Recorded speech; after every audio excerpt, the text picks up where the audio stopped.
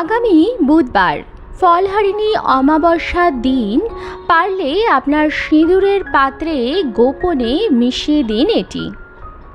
আপনার জীবনের যত আপদ বিপদ বাধা বিপত্তি এবং বাড়ির যত বাস্তু দোষ আছে সমস্ত কিছু মা কালীর আশীর্বাদে দূর হবে। মা কালী অশুভ শক্তির বিনাশ করেন। আর সিঁদুর আমরা পড়ি স্বামী সন্তান এবং সংসারের মঙ্গলার্থে। তাই বন্ধুরা, এই বিশেষ কাজটি যদি আপনারা জ্যৈষ্ঠ মাসের অমাবস্যা অর্থাৎ ফলহারিণী অমাবস্যা তিথিতে করতে পারেন তাহলে সারা বছরব্যাপী আপনার পরিবার সমস্ত রকম বিপদ ও সংকট মুক্ত থাকবে। মা কালীর আশীর্বাদে পরিবারের সদা সর্বদাই মঙ্গল হবে। নমস্কার বন্ধুরা, আমি সুচরিতা সবাইকে স্বাগত জানাচ্ছি কিপ গ্রুমিং চ্যানেলে। বন্ধুরা, আশা করছি ঈশ্বরের আশীর্বাদে প্রত্যেকেই ভালো আছেন এবং সুস্থ আছেন। সামনেই আসতে চলেছে ফলহারিণী অমাবস্যা। এই দিন মা তার ভক্তদের ওপর বিশেষ কৃপা করেন। তার উপাসকের সকল কর্মের অশুভ ফল তিনি হরণ করেন এবং তাদেরকে অভীষ্ট ফল এবং মোক্ষ ফল দান করেন। এই বিশেষ কাজটিও আপনারা করবেন ফলহারিণী অমাবস্যার দিন, তাহলে এটি আরও বেশি ফলপ্রদায়ী হবে। তাই আমার সকল দর্শক বন্ধুদের অনুরোধ করব যে আজকের এই ভিডিওটি একদমই স্কিপ না করে সম্পূর্ণ দেখবেন।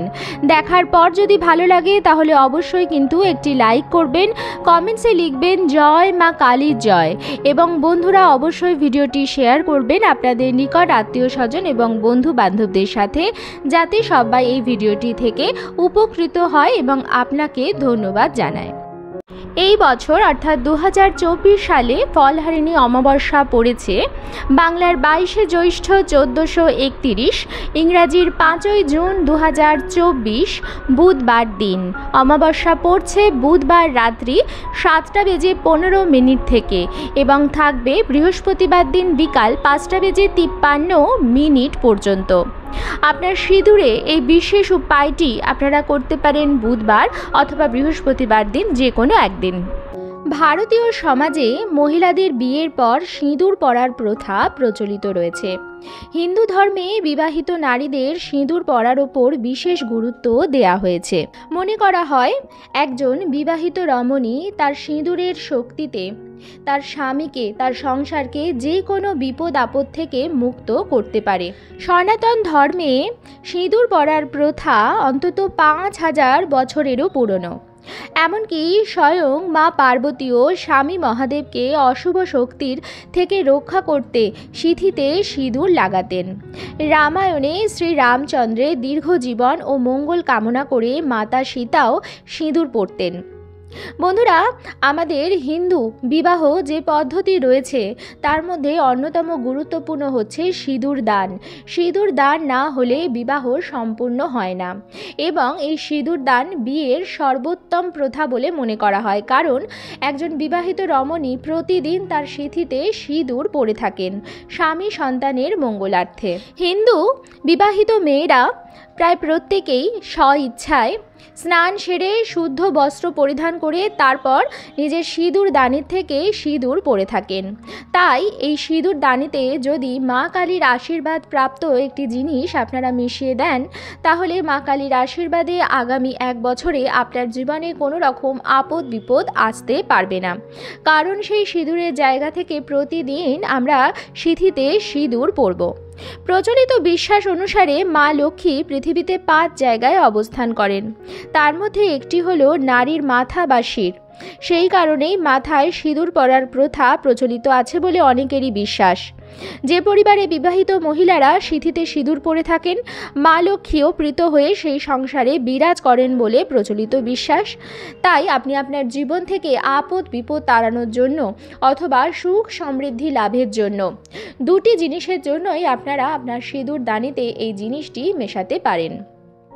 বন্ধুরা, তার সাথে সাথে আমি সিঁদুরের একটি অব্যর্থ উপায়ও বলে দেব, সেটিও আপনারা করতে পারেন। স্বামী স্ত্রীর মধ্যে যদি কোনো রকম প্রবলেম বা টেনশন হয়ে থাকে, যার জন্য দুজনার মাঝখানে দূরত্ব বেড়ে যাচ্ছে, প্রতিদিন ঝগড়া ঝামেলা ইত্যাদি হচ্ছে, সেই জিনিসটিও কিন্তু কেটে যাবে। স্বামী এবং স্ত্রী দুজনার প্রতি আকর্ষণ বোধ করবে এবং সমস্ত ভুল বোঝাবুঝির অবসান ঘটবে। এবার আমি বলে দিই যে কী কাজ আপনাদের করতে হবে। প্রথমেই বলে রাখি বন্ধুরা, চেষ্টা করবেন খুব সকাল সকাল শয্যা ত্যাগ করার।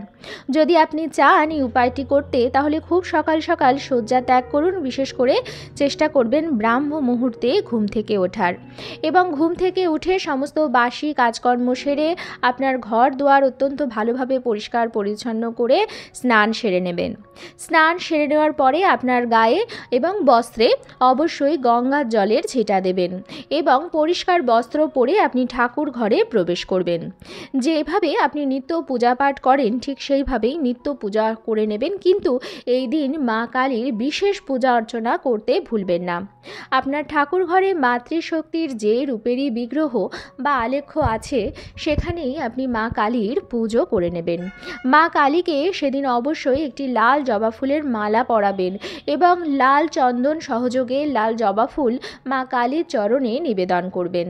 সেদিন মাকে অবশ্যই নতুন সিঁদুর এবং আলতা নিবেদন করবেন। সিঁদুর, আলতা, শাঁখা, পলা, নোয়া ইত্যাদি সমস্ত কিছুই দশকর্মার দোকানে পাওয়া যায় এবং এই মঙ্গল সামগ্রীগুলো মা কালীকে নিবেদন করা অত্যন্ত ভালো। মা কালীকে যে নতুন সিঁদুরটি আপনি নিবেদন করবেন, সেখান থেকে মা কালীর সিঁথিতে অবশ্যই সিঁদুর পরিয়ে দেবেন। এবং বন্ধুরা, আপনারা নেবেন একটি 16 আনা বা 1 টাকার কয়েন।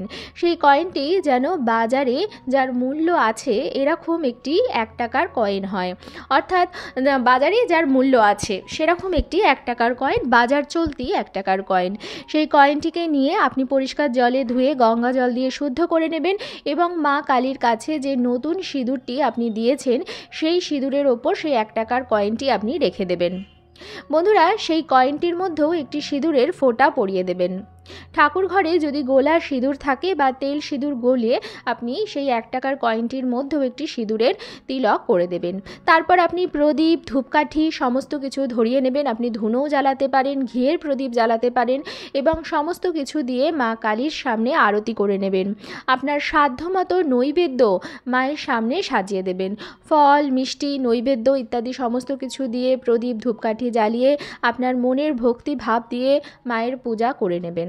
আপনার জীবনের যা সমস্যা আছে সমস্ত কিছু মায়ের কাছে জানাবেন এবং আপনার মনস্কামনা মায়ের কাছে ব্যক্ত করবেন।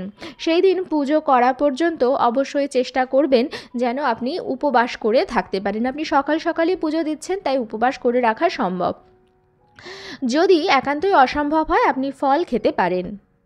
বন্ধুরা, পূজা হয়ে যাওয়ার পরে আপনি ঠাকুর ঘর পরিত্যাগ করবেন এবং কিছুক্ষণ পর এসে আপনি ঠাকুরের সামনে যা যা ভোগ প্রসাদ নিবেদন করেছেন সমস্ত কিছু তুলে নেবেন। মায়ের চরণের কাছে যে সিঁদুরটি আপনি নিবেদন করেছেন সেই সিঁদুরের মধ্যে যে 1 টাকার কয়েনটি আছে, সেই 1 টাকার কয়েনের মধ্যে করে সামান্য একটুখানি সিঁদুর আপনি তুলবেন। 1 টাকার কয়েনের মধ্যে যেটুকু সিঁদুর ওঠে সেরকম সিঁদুর আপনি তুলবেন। তুলে আপনার যে সিঁদুরের স্থান আছে যেখান থেকে আপনি সিঁদুর প্রতিদিন পড়েন সেইখানে সেই সিঁদুর আপনি মিশিয়ে দেবেন। অর্থাৎ মা কালীর সিঁদুর থেকে 1 টাকার কয়েন দিয়ে একটুখানি সিঁদুর তুলে আপনি সেই সিঁদুর আপনার সিঁদুরের মধ্যে মিশিয়ে দেবেন এবং যে 16 আনাটি আছে সেটিও আপনার সিঁদুরের জায়গায় রেখে দেবেন এবং প্রতিদিন স্নান সেরে আপনি সেইখান থেকে সিঁদুর পরবেন। বন্ধুরা, সিঁদুর পরারও কিন্তু কিছু নিয়ম আছে। সেই নিয়ম বিধিগুলো আশা করি আমার প্রত্যেক বন্ধুরাই জানেন। তবে যে বন্ধুরা জানেন না, হয়তো আজ প্রথমবার আমার ভিডিও দেখছেন, তাদের জন্য আমি বলে দিচ্ছি যে সিঁদুর কিন্তু সর্বদাই পরিষ্কার বস্ত্র এবং স্নান সেরে তারপরই পরবেন। তবে একদম ভেজা মাথায় সিঁদুর পরা কিন্তু উচিত নয়। আপনার স্বামীর টাকায় বা আপনার নিজের টাকায় কেনা সিঁদুরই কিন্তু আপনি আপনার মাথায় লাগাবেন। কখনই উপহার পাওয়া বা কোনো পুজোতে পাওয়া সিঁদুর আপনি ব্যবহার করবেন না, বা উপহার হিসাবে আপনি কাউকে সিঁদুর দেবেন না। সপ্তাহে অন্তত একদিন বা বিশেষ কোনো তিথি বা কোনো পূজার দিন চেষ্টা করবেন নিজের স্বামীর হাতে সিঁদুর পরতে। সিঁদুর সর্বদাই নাক বরাবর অর্থাৎ মাঝখানে সিথে করে তারপরই পরবেন, এবং সিঁদুর কখনোই ডান দিকে বা বাম দিকে করবেন না। এরকম করলে কিন্তু আপনার স্বামীর সঙ্গে আপনার দূরত্ব বাড়বে। সিঁদুর পরার আরও নিয়মবিধি আছে এবং তার উপর আমার একটি আলাদা ভিডিও বানানো আছে, আমার চ্যানেলে গিয়ে আপনারা দেখতে পারেন। তবে এবার বলে দেবো আমি সিঁদুরের একটি অব্যর্থ টোটকা, যেটা আপনারা করবেন রাত্রিবেলা। বন্ধুরা, মা কালীর কাছ থেকে যে সিঁদুরটি আপনি নিবেদন করেছেন সেখান থেকে কয়েনে করে সিঁদুর নিয়ে আপনি সিঁদুরের স্থানে রেখে দিলেন। বাকি মা কালীর যে সিঁদুরটা আছে সেটা আপনি একটি লাল শালু কাপড়ের মধ্যে ভরবেন, এবং ভরে সেই শালু কাপড়টা আপনার মাথায় ঠেকিয়ে আপনাদের যে বিছানা আছে যেখানে আপনারা স্বামী স্ত্রী শোন, ঠিক সেই বিছানার তোষকের নিচে সেই সিঁদুরের পুড়িয়াটা রেখে দেবেন। সিঁদুরের পুড়িয়া অর্থাৎ লাল কাপড়ে মোড়া যে সিঁদুরের পোটলাটা আপনি বানাবেন সেইটা আপনি আপনার বিছানার তলায় রেখে দেবেন। বন্ধুরা, যদি আপনাদের মধ্যে কোনো অজানা কারণে দূরত্ব বাড়ছে, তাহলে এটি করার ফলে আপনার জীবনের সেই বাধাটা কিন্তু দূর হবে, এবং কিছুদিনের মধ্যেই আপনি দেখবেন যে আপনাদের দুজনার মধ্যে যা কারণে ঝামেলা হচ্ছিল, হয়তো খুব ছোটোখাটো কারণে, সেগুলো কিন্তু আস্তে আস্তে মিটছে।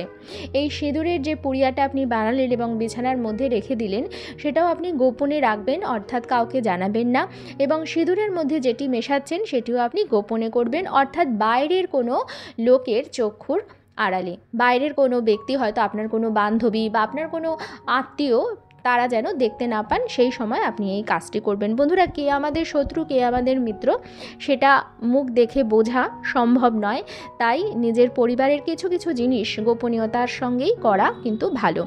আর যদি আপনাদের স্বামী এবং স্বামীর সাথে স্ত্রীর যদি কোনো রকম মনোমালিন্য হয়, সেটা সর্বদাই চেষ্টা করবেন নিজের মধ্যে মেটানোর। স্বামী স্ত্রী দুজনা একসঙ্গে কথা বলে মেটানোর চেষ্টা করবেন। এর মধ্যে কোনো তৃতীয় ব্যক্তির স্থান দেবেন না, সে আপনার যত বড়ই আত্মীয় হোক। চেষ্টা করবেন সর্বদাই নিজেদের মধ্যে ব্যাপারটা মেটানোর। দিনটি অত্যন্ত একটি শুভ দিন, এবং যদি সম্ভব হয় স্বামী স্ত্রী দুজনা মিলে এই দিন কোনো নিকটবর্তী কালী মন্দিরে গিয়ে মা কালীর কাছে পুজো করতে পারেন। এর ফলে যদি আপনাদের ওপর কোনো ব্যক্তির খারাপ নজর থাকে, তাহলে সেই নজর দোষটি থেকেও কিন্তু আপনারা মুক্তি পাবেন। আশা করছি আজকের ভিডিওটি আপনাদের ভালো লাগলো এবং একটু হলেও উপকারে লাগলো। ভিডিওটি ভালো লাগলে অবশ্যই কিন্তু লাইক, কমেন্টস এবং শেয়ার করবেন বন্ধুরা। আর যদি চ্যানেলে নতুন হন, তাহলে অবশ্যই চ্যানেলটিকে সাবস্ক্রাইব করে আমার সাথে থাকবেন।